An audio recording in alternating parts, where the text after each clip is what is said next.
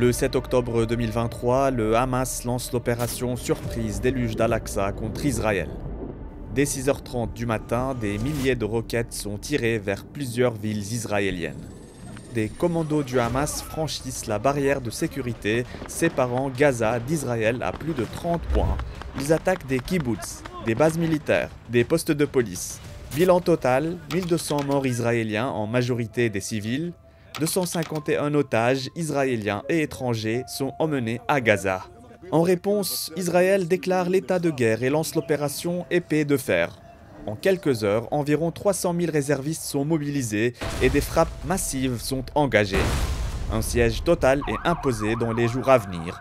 Coupure d'électricité, d'eau, de nourriture, de carburant. Le conflit s'installe, long, meurtrier, sans précédent.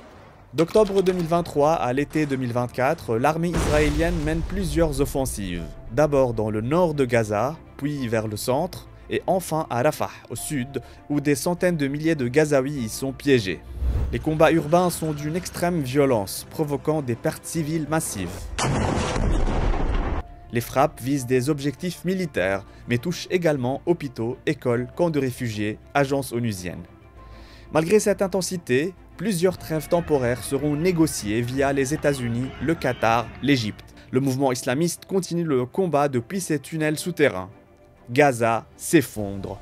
Parallèlement, plusieurs milices régionales pro-iraniennes vont s'impliquer sous le mot d'ordre « Unité des fronts ». Le Hezbollah ouvre un front depuis le Liban Sud dès le 8 octobre 2023. Depuis le Yémen, les Houthis tirent régulièrement des missiles balistiques vers Israël et attaquent des navires marchands en mer Rouge. Mais sur tous les fronts, rien n'arrête la machine de guerre israélienne.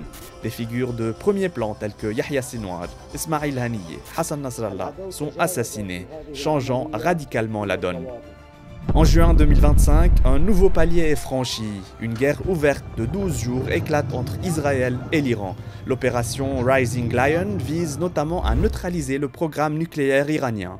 Des installations sont visées en profondeur avec l'appui de l'aviation américaine.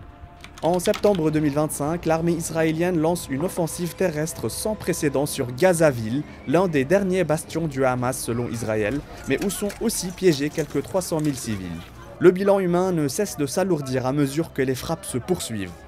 Côté palestinien, plus de 66 000 morts selon les dernières données du ministère de la Santé de Gaza, plus de 2 millions de déplacés.